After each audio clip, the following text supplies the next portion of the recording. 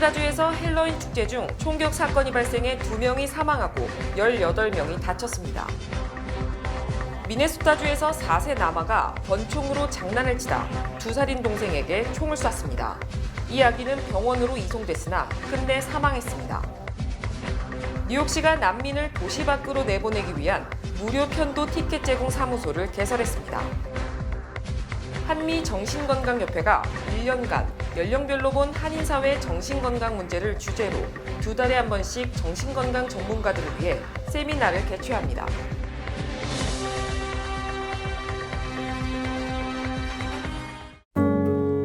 아름다운 제품에서부터 아름다운 사회를 만들기까지 키스는 뉴욕에서 시작하여 현재는 전 세계 12,000명의 직원들과 함께 끊임없이 도전하는 기업입니다.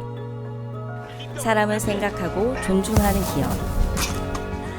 키스는 한인들이 사회의 주인공이 될 수 있도록 든든한 버팀목이 되겠습니다. 글로벌 뷰티 기업 키스. 당신을 위해 더 든든해졌습니다. 당신을 위해 더 넓어졌습니다. 당신의 가능성을 위해, 당신의 비즈니스를 위해 20년 한결같이 사람이 중심이 되는 은행. 20년의 든든함으로 더 큰 가능성을 만들어갑니다. Discover your possibilities. PCB Bank. 더 든든한 힘으로 더 전문적인 금융 서비스로 비즈니스의 가능성을 찾습니다. PCB뱅크 제공입니다. 시청자 여러분 안녕하십니까? 10월 30일 월요일 TKC 뉴스데스크 첫 소식입니다. 플로리다주에서 할로윈 축제 중 총격 사건이 발생해 2명이 사망하고 18명이 다쳤습니다. AP통신에 따르면 29일 오전 3시쯤 플로리다주 템파에서 벌어진 두 무리 간의 싸움이 총격으로 번졌습니다. 이 총격으로 최소 2명이 숨지고 18명이 다쳤습니다. 당시 현장에선 수백 명이 모여 헬로윈 분위기를 즐기고 있었습니다. SNS에는 총성이 울릴 당시 헬로윈 의상을 입은 축제 참가자들이 대피하는 영상이 올라왔습니다. 리버코 템파 경찰서장은 술집과 클럽이 여러 곳에 있는 지역에서 싸움이 벌어졌으며 당시 이 지역에는 심야에 술을 마시는 사람들이 많이 있었다고 설명했습니다. 경찰은 총격범이 최소 2명인 것으로 보고 있습니다. 용의자 중 1명은 경찰에 자수했습니다. 미네소타주에서 4세 남아가 권총으로 장난을 치다 2살인 동생에게 총을 쐈습니다. 이 아기는 병원으로 이송됐으나 끝내 사망했습니다. 지난 27일 폭스뉴스에 따르면 미네소타주 웰컴 마을에 살던 2살 유아가 4살 형이 쏜 총에 맞아 숨졌습니다. 두 아이의 어머니와 그의 남자친구인 콜튼 마멘가는 지난 15일 아이들을 차량 뒷자리에 두고 5분가량 밖에 있었습니다. 그 사이 장난을 치던 4세 남아는 차량 조수석 보관함에 보관된 총기를 꺼내 제자리로 돌아갔습니다. 다시 차에 돌아온 어머니와 마멘가는 이 사실을 모른 채 앞자리에 타고 운전했습니다.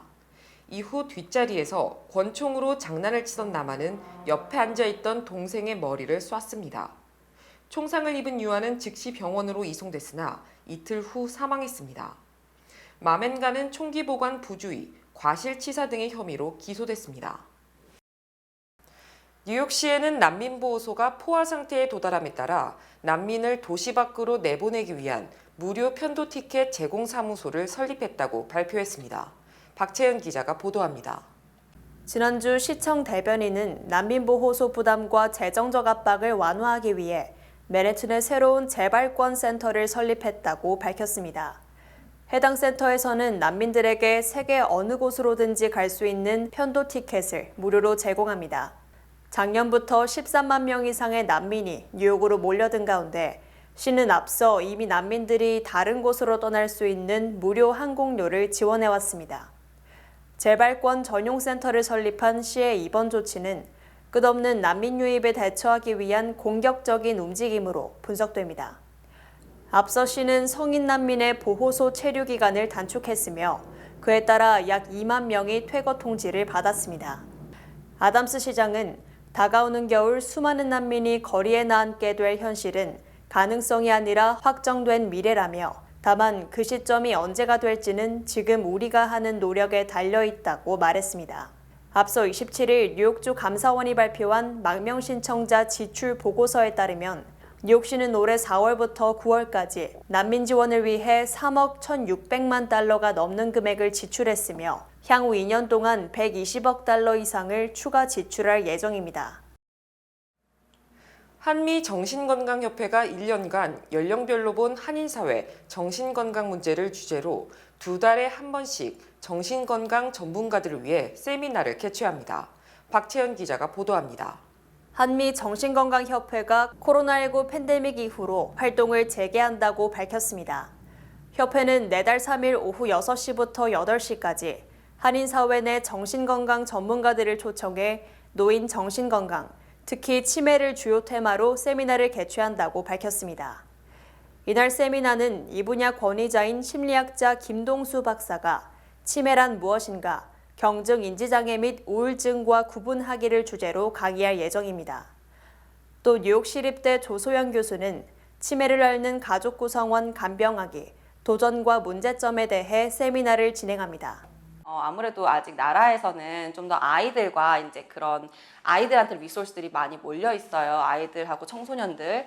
근데 이제 노인 문제들이 사실은 굉장히 심각한데도 불구하고 관심을 많이 못 받고 있기 때문에, 그리고 이제 저희 정신건강 전문가들조차도 그쪽에 많이 관심을 두지 않고 있는 분들도 많아서 이제 그분들에게 좀 알리고자 좀 교육하고자 컨티뉴잉 에듀케이션 목적으로 노인부터 시작하게 돼서 이제 어른 그리고 이제 아이 청소년 이런 식으로 1년간 커버를 할 예정입니다.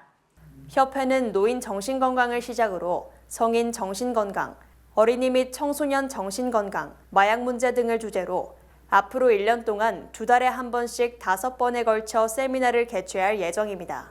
협회라는 게 사람들이 만나서 얼굴을 보고 뭔가 함께 하고 이렇게 이루어 나가고 이런 것들이 굉장히 중요하잖아요.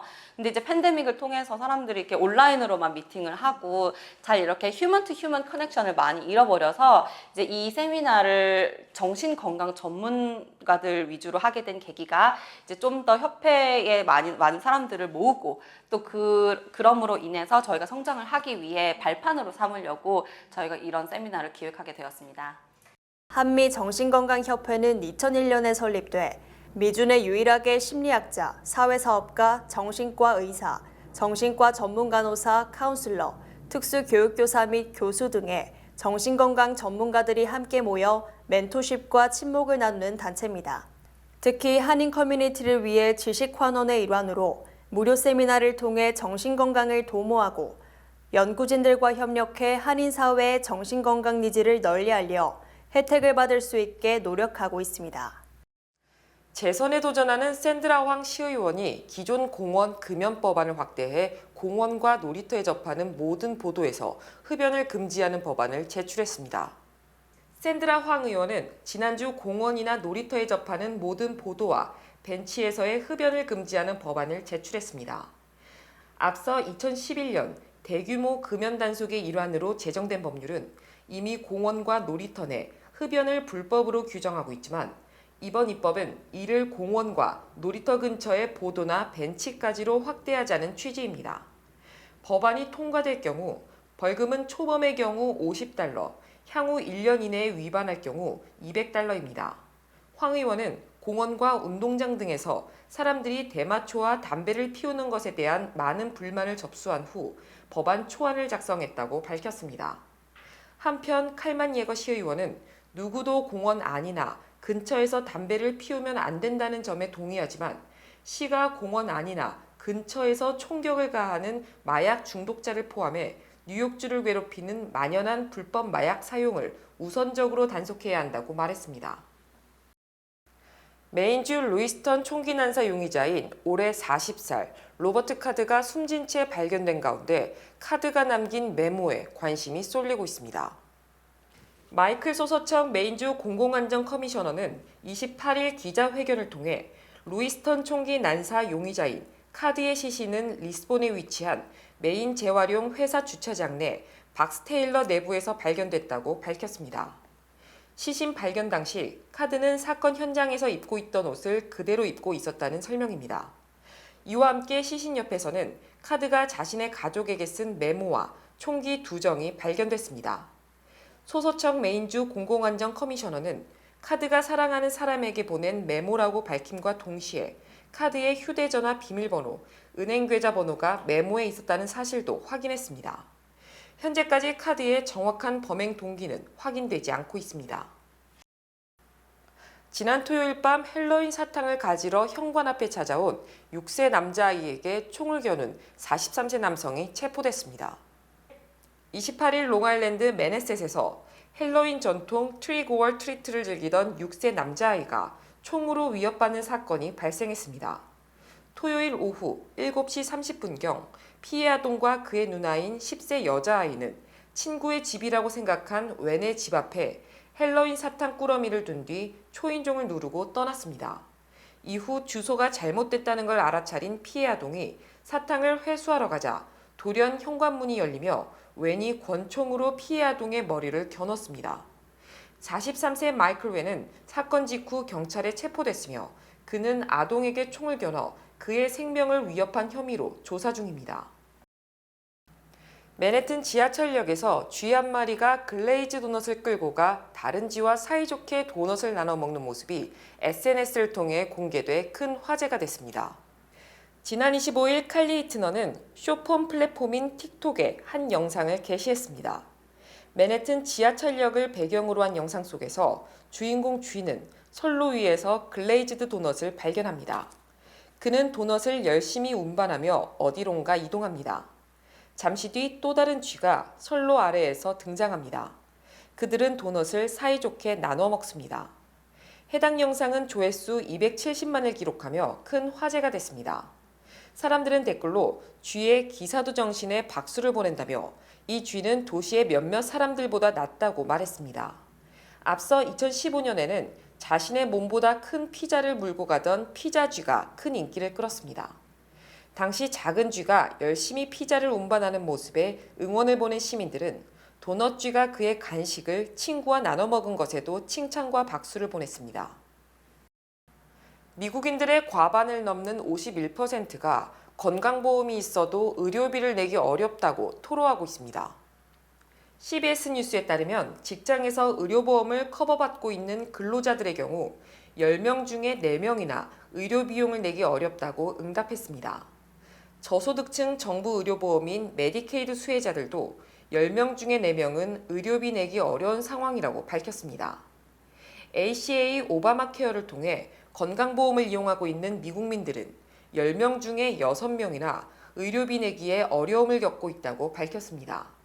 건강보험 없는 무보험자들은 4명 중에 3명이나 의료비 내기가 극히 어렵다고 토로했습니다. 미국인들의 38%는 의료비가 너무 비싸기 때문에 필요한 치료나 약 복용을 연기 또는 건너뛰고 있다고 고백했습니다. 매달 내는 프리미엄, 즉 건강보험료도 오르고 있을 뿐 아니라 디덕터블이나 코페이먼트 등 본인 부담금이 갈수록 늘어나고 있기 때문으로 조사됐습니다. 트럼프 전 대통령의 피선거권을 박탈해야 한다는 소송 2건의 심리가 다음 주 콜로라도주와 미네소타주 법원에서 각각 시작됩니다. 워싱턴 포스트가 28일 보도한 내용에 따르면 두 소송 모두 공직자로서 미국 헌법을 옹호하겠다는 선서를 했으면서도 내란이나 반역에 관여한 사람은 연방이나 주의 어떤 공직도 가질 수 없다고 규정한 수정헌법 14조 사망의 근거에 제기됐습니다. 콜로라도주의 소송은 공화당원 4명과 무소속 2명 등 총 6명의 유권자가 워싱턴의 책임과 윤리를 위한 시민들이란 단체의 지원을 받아 지난달 제기했습니다. 트럼프 전 대통령은 이러한 소송들이 선거 개입이며 터무니없다고 반발하고 있습니다. 트럼프 측은 자신의 피선거권은 법원이 아닌 의회가 다룰 문제이며 연방이 아닌 주선거관리위원회가 수정헌법 14조 사망을 이행할 수 없다고 주장하며 콜로라도주 지법원에 기각을 요청했습니다. 하지만 세라 월러스 판사는 지난 26일 주들은 연방 차원의 이행 법령 없이도 주법에 따라 14조 사망을 적용할 수 있고 적용해왔다고 판결했습니다. 이에 따라 덴버 지방법원은 30일부터 일주일간 증인과 법학자들을 불러 16 연방의회 난입 사건이 트럼프의 피선거권을 콜로라도주 차원에서 박탈할 수 있는지를 해당하는지 심리할 예정입니다. 향후 선진국에서는 출산율이 떨어지면서 인구가 줄어들 전망이지만 아프리카에서는 인구가 늘어 2050년에는 전 세계 인구 4명 중 1명이 아프리카인이 된다는 전망이 나왔습니다. 뉴욕타임스는 향후 25년간 아프리카의 인구가 2배로 늘어 25억 명에 달할 것이며 이는 세계와의 관계에도 큰 변화를 가져올 것이라고 보도했습니다. 1950년 당시 아프리카의 인구는 전 세계의 8%에 불과했습니다. 그러나 유엔 전망에 따르면 이보다 100년 뒤인 2050년에는 전 세계 인류의 4분의 1을 차지할 것으로 예상됩니다. 특히 청년 인구가 크게 늘어날 전망으로 25년 뒤에는 전 세계 15세에서 24세 청년층 중에서 아프리카인이 최소 3분의 1을 차지할 것으로 예상됩니다. 현재도 아프리카 대륙의 중위 연령은 19살에 불과합니다.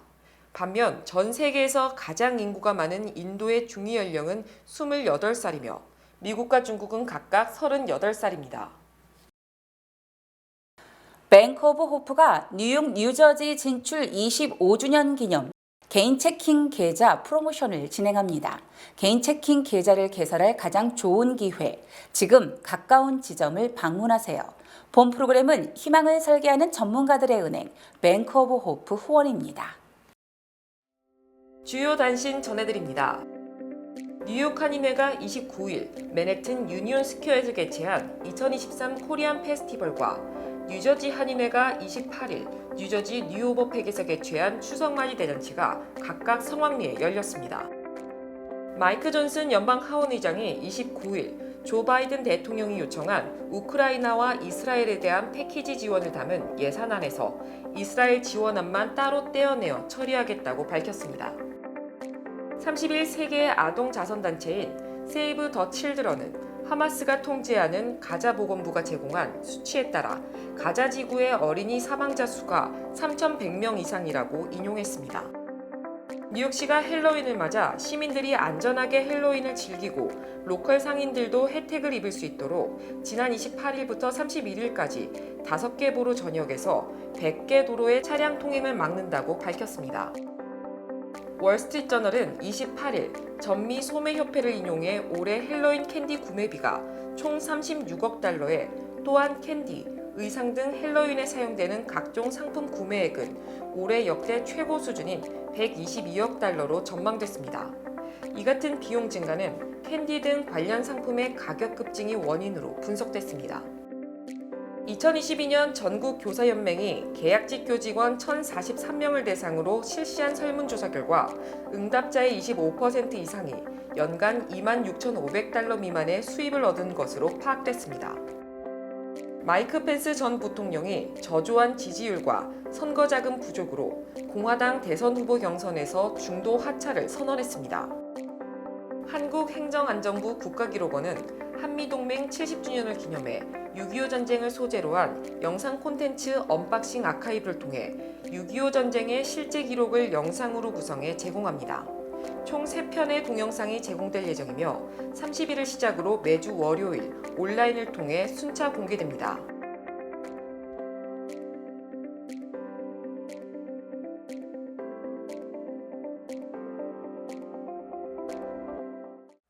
날씨 전해드립니다. 화요일인 내일은 약간의 구름이 끼는 가운데 맑은 날씨가 예상되겠습니다.